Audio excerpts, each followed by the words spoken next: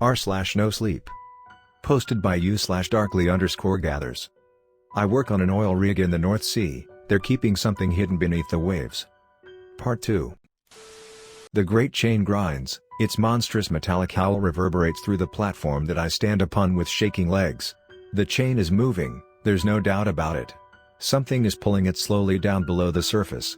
I can see a section unraveling. I watch as it feeds reluctantly through a series of monstrous gears from an adjacent, slightly smaller tower.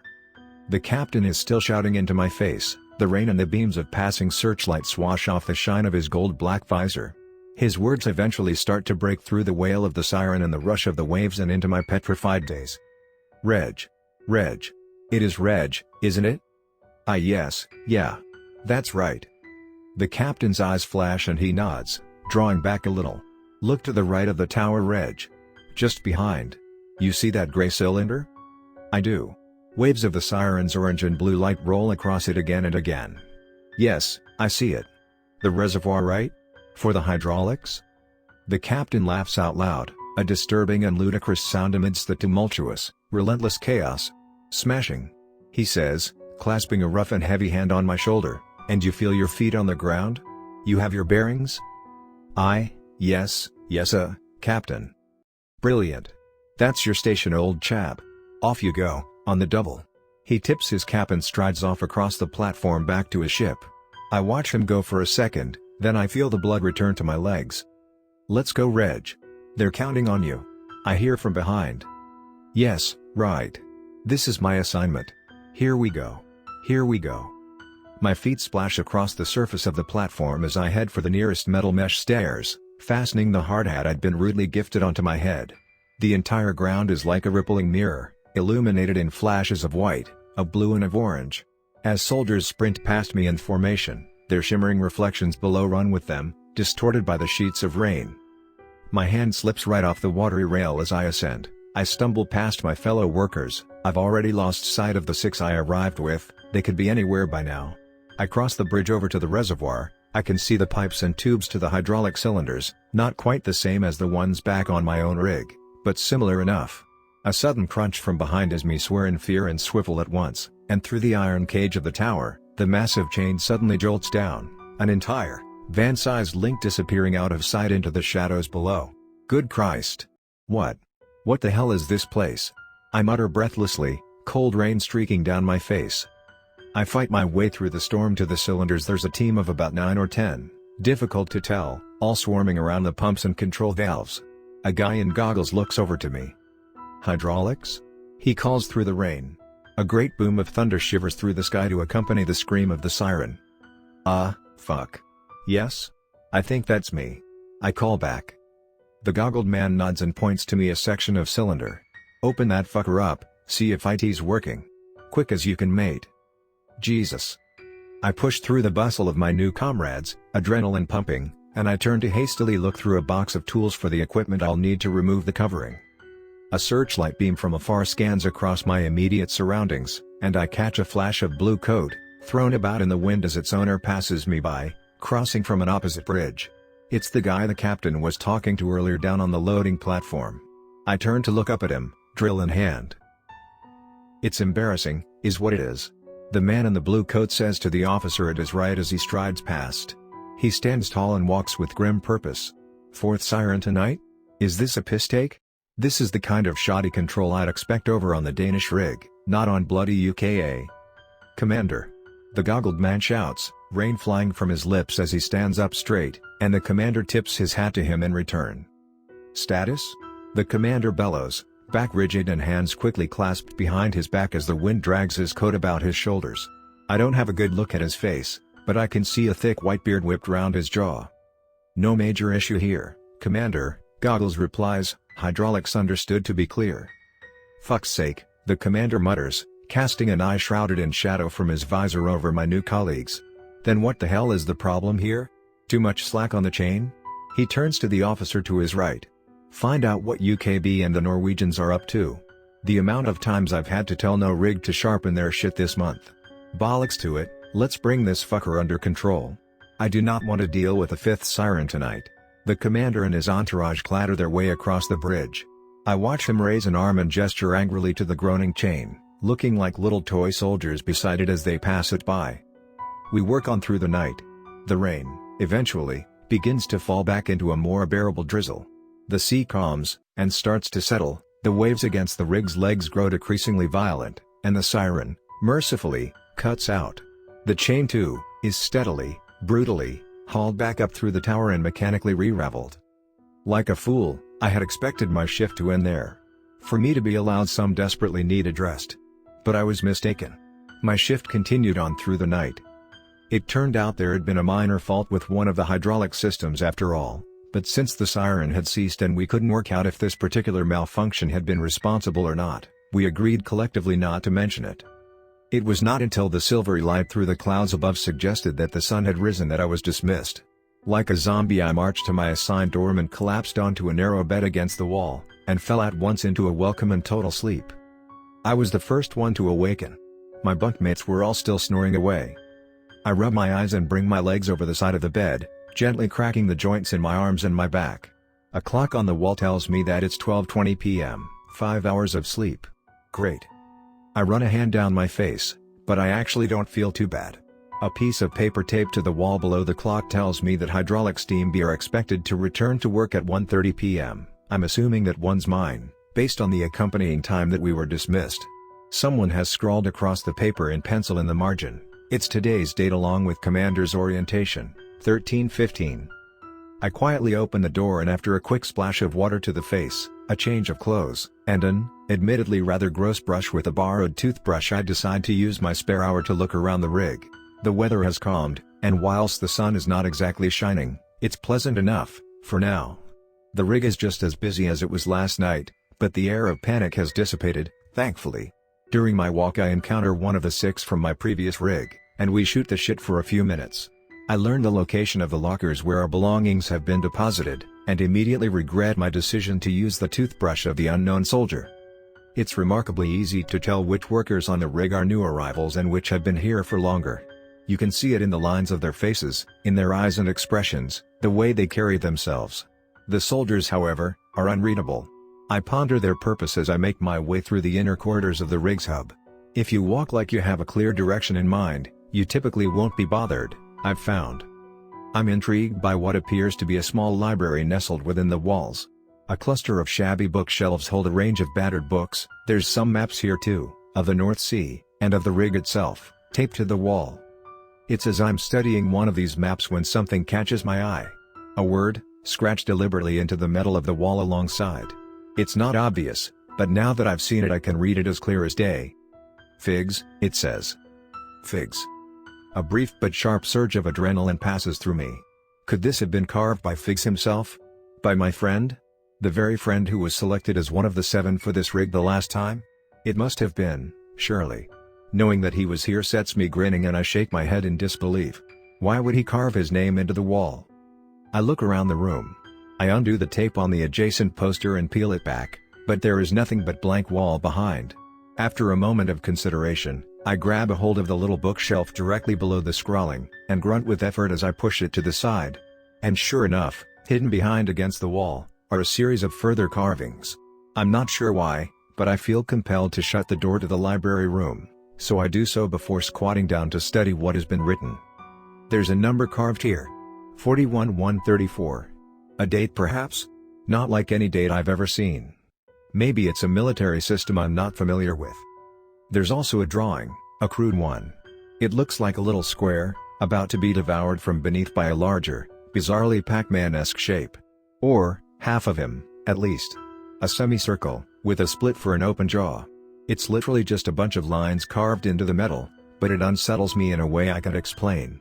Next to this drawing is the phrase, "Don't trust Potter" in capital letters. Potter? Who the hell is Potter? The sounds of footsteps in the corridor beyond bid me grab the bookshelf and quickly drag it back into place. Workers push through the door and I nod to them upon my exit before they have a chance to ask me what I was doing. 41-134. Don't trust Potter. A drawing of a semicircle and a square. They all mean something, I'm sure of it. Figs left them behind, I know he did. With only 10 or so minutes left until the scheduled briefing by the commander, I decide to dwell on my findings on the rig's largest bridge, and an excellent vantage point for views of the surrounding sea. I can see a few battleships dotted around in the distance from here. One of them could well be the destroyer belonging to Captain Irons. I can also see another 2 rigs like this one spread out in the distance, and if I squint, I can just about make out the rough form of a third, far against the grim horizon. There's a guy stood nearby eating a sandwich. First person I've seen since arrival not actively engaged in a task of some kind. He seems in decent spirits, but his eyes are glazed and tired. He nods at me and I nod back, then he gestures to the faraway rig with his sandwich. "That's the Norwegian rig," he mumbles. "No rig they call it." "Ah." I reply. I'm not sure what else to say. "My name's Reg, nice to meet you mate." He replies, "You too pal. Dan. Anything you can tell me about the chain, Dan?" "What chain?" he asks, and I furrow my brow in confusion. I'm about to gesture to the colossal metal links held in the tower, when he chuckles at me. "I'm just screwing with you mate. I know what you mean. But I don't have any answers for you, I'm afraid. No bloody clue. They're keeping something locked down, that's all I know. It moves with the storms." He looks out to sea. "And it's always stormy here. You been here long?" 10 days. I'll be done in another 4. Second time they've assigned me to the rig. To my surprise I feel a flood of relief. Ah, so people do come back from the rig, then. And of course they do. The idea that they wouldn't. I silently brand myself a fool. Of course people move on from here. Why wouldn't they? Second time? I ask, how long was your first shift? 5 days. They keep trebling your pay with every subsequent return, apparently. He takes another bite, chews thoughtfully. And a man needs it. "So what's up with the military presence?" He shrugs. "Who knows? Keep the Russians away, perhaps? Whatever they're up to here, it's important shit, clearly. I mean, look at all this." A trio of helicopters flies overhead as he spreads out his arms. I watch them pass. Yeah, maybe. I shift on the spot, and think about what I saw scrawled on the wall. Would it be unwise to bring it up to this guy? To Dan? Screw it. "You know of anyone called Potter, Dan?" He gives me a strange look, and pauses. "No," he replies. "Can't say that I do. Though I only work on the uppermost deck, so my pool of acquaintances is relatively small. The military police here are nicknamed the Plotters, if that's of any meaning." No, but thanks anyway." He eyes me again, his expression changing, and he stands up straight. "You know, you ask a lot of questions, Reg. To be honest, I'm wondering what you're even doing here. They don't normally send blokes like you. Not in my experience." I laugh awkwardly, but Dan does not return the laughter. He just holds my gaze for a tense moment, then shrugs, and looks back out to sea. I breathe. "I guess your skills are just in demand right now," he muses. Realizing the time, I thank the guy for his conversation and head down to the briefing by the commander. I'm cutting it fine, but thankfully I'm not the last to arrive. He doesn't say much, really. Just gruffly goes over some basic logistics, highlights important duties for the day and officially welcomes us to the rig. It's not a particularly cheery welcome. Nor is it particularly interesting. He mentions that we will all be subject to a lengthy debrief in Norway upon the end of our service, and then there's something else he says. Something that stands out. Something I dwell on well into the day. "Whatever you may hear," he says, scanning the room. One eye bright and shining like polished brass, the other blinded, a scarred white-gray, "whatever you may see. It is suggested that you push that shit aside and save it for the debrief. I would remind you that the British government takes dissension from the Official Secrets Act very seriously, very fucking seriously indeed." His eyes meet mine. As do I, and I'm worse than those fuckers in London, I can assure you. The tension holds the air still and thick and heavy. Then it breaks away like ice with a sudden clap. The commander nods and gestures to the door, and it's clear that the meeting is over. My day is uneventful. I learn little else and make no mental progress on the mysterious scrawlings, presumably left by Figs himself. My shifts are broken up into 6 hours on, 6 hours off. Rough. And it's nighttime when it gets the rougher. The rains return. The swirl and seethe of the storm. As if it's angry about the rig's very presence in its waters. I shiver as I check the lights on the enormous control valve before me. The tension now is palpable. Far beyond anything I experienced in the commander's briefing, this is something else. All teeth are set, Every pair of eyes itching to glance up at the silent siren, soldiers and workers alike all on edge, waiting, praying that the siren doesn't go off. The impending potential shattering of the peace is, perhaps, worse than the shattering itself. And eventually, of course, it does. The siren cuts through me like a knife, and the world of metal around is cast in glows of orange and blue, all along the bridges. The rails, the metalwork and the gears, the multitude of platforms and the giant, towering derrick skeleton, and the chain groaning inside. The chaos returns. It's stressful beyond words. But the problem, wherever it came from, is, after 15 minutes or so, fixed. And the siren stops. We breathe a collective sigh of relief as the brutal orchestra of our tempestuous domain cuts us some slack. For a while. Because after another tense hour, it sounds again. And then after that, it sounds again. I feel sick. This is Relentless. Is this why they were so desperate to get us here? Because the previous crew were literally fit to collapse? But this time, the siren does not stop. It just keeps on wailing, screaming its distress out into the night. Fuck. It's so fucking loud. The frustration we feel grows into anger. Anger which quickly breaks down into shivering nerves, and then melts further into cold fear. Why won't it stop? Where's the commander? The guy in charge of our section, Goggles as I've nicknamed him, removes his helmet and runs a hand through his hair. Again. He shouts, "Check through it all again. Have we missed anything?" The chain jolts. To my horror it swings slowly to the side and crashes into the side of the metal tower that contains it, the vibrations of the shock thundering through the entire rig. Oh hell. Goggles bellows in dismay, "Where's the fucking commander?" And then there is another noise. A boom that ripples through the air from the distance. I rise on shaking legs and lean over the rails, looking through the rain out to sea. A warship of some kind, closer than before but still a ways away, is firing upon the churning waves. Its turrets light up in brilliant white, and then a half-second later they are followed by the booms and the rattle of fire. There's something in the sea. More ships are coming round through the haze. I can see them, I can see their lights, and the water between them shifts and swells in ways that don't make sense.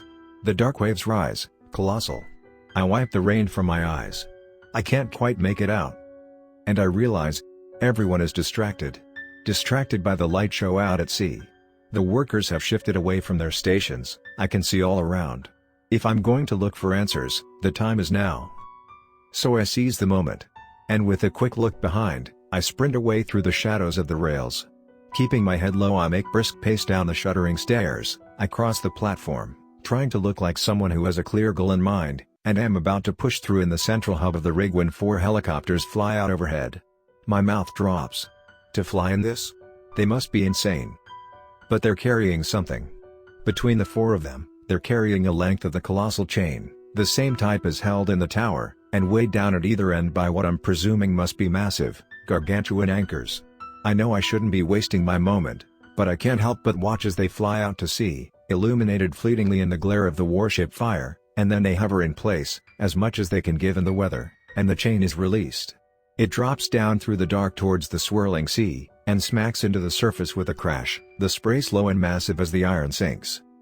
Blood pumping, I turn and push on into the hub. The map I saw in the library I recreate as best I can in my mind, and I orient myself. I head to the staff quarters, the officers. I march with purpose past the groups of hurried soldiers, careful not to make eye contact, and at the end of the corridor I find what I am looking for. The map in the library had it marked only as a door, with no room beyond, but that was impossible. And sure enough, there's a room here, shrouded in darkness. Filing cabinets line the walls. There's a desk attached too. Empty except for a bottle of vitamin D tablets. But this is good. Filing cabinets. Personnel files in here, perhaps? Maybe I can find information on Putter. Or about the chain. I know I'm an idiot. Most would just take the money, keep themselves to themselves and go home. That's presumably why they get selected. But I'm not one of them. I'm just not. I run a hand over the cabinets. All locked, of course. Curious steel padlocks are attached to each and every door, all in the pattern of 00000. A light bulb goes on in my head. I recognize that pattern. It's the same as the number Figs wrote on the wall. 41134. Alright, fuck it, I mutter to myself, cracking my knuckles before setting to work. Starting with padlock number 1 and working my way down, then across. Don't fail me now, Figs. I work fast, and I can't be more than a few minutes, but the time feels like it drags on. I'm expecting to be rumbled at any second, for some officer to barge in and arrest me. But they do not. And on cabinet number 7, the padlock snaps open. Ah! I grunt with desperate glee, dragging the door open and rifling through the folders and files within. I grab a handful of them and drop them onto the desk, flipping them open and trying to absorb as much as I can. I don't really want to stick around. Frustratingly, the files aren't arranged alphabetically, there doesn't even seem to be any coherent order at all. There are pages and pages of reports. Some with notes scrawled across in pen, or black redacted bars stamped over them. All drilling operations at Site Arskin 3 to cease immediately. Report to C. Dear Arclis. Deck 1986. I flip through another. I'm careful not to let the rainwater drip from my face onto the paper. Urgent, redirection of UK nuclear program, Trident budget to Arskin 3 discovery. 17 to 18% recommended. Pending. January 1987. I don't have time to take in all the text, I just absorb what I can. Personnel to be assigned to new rigs UKA plus UKB for no longer than periods of 2 weeks maximum. Standardization with Norwegian and Danish rigs, no plus DA, recommended. Greater personnel numbers suggested during winter months. Entity's true nature to remain at highest level of classification. I expel a breath of air from my lungs in a cold and unwelcome burst. Entity. Entity? I lift the file up towards the room's sole source of light, it flickers as the wind howls outside and the siren blares. A scrap of torn brown paper falls from amidst the file and lands on the desk. My heart pounds as I pick it up and read it through. It's a segment of a poem. Handwritten in fine ink. Alfred Lord Tennyson, 1830 it says at the top. Below the thunders of the upper deep / far far beneath in the abysmal sea / his ancient, dreamless, uninvaded sleep. The paper is torn, and the poem ends there. It is almost like I am watching myself from above as I stuff the papers back into the file with pink-tipped and trembling fingers. As I slam them back into cabinet and remix the combination on the lock and stride pale-faced and stomach lurching back through the corridors. I realize that I have made a terrible mistake. I should never have agreed to make the voyage here. I should never have signed the Secrets Act and I should never have allowed myself to get caught up in this madness. The entity's true nature. The entity. Don't panic, is all I can tell myself as I return into the storm. As the rain batters renewed against my head and my back, as the lightning flashes. And as a terrible and alien roar sounds out over the sea. It stops me in my tracks. It is by far the worst sound I have heard since my arrival, and I've been privy to a great many disturbing sounds. It echoes out over the writhing waters and up into the swirls of the sky. And a great, jarring force from below suddenly throws me to the ground. I slip across the surface of the platform, scrambling up onto my elbows, barely able to believe my eyes as the edge of a huge, iron wheel is forced up against the far side of the rig from beneath. I watch it as it smashes into a crane, one which promptly disconnects from the rig with the sound of tearing metal and crashes down into the churning sea. The chain grinds against the tower. All around me now is pure panic. And with the cataclysmic crash, I am powerless to do anything but watch, as the great chain wins the struggle, and smashes through the side of the skeleton tower in a shower of broken metal. It tears through the edge of the rig, it swings round towards me, and it brings with it the enormous wheel from below, dragged round the edge of the cracked, far platform. And my screams become one with those of the siren,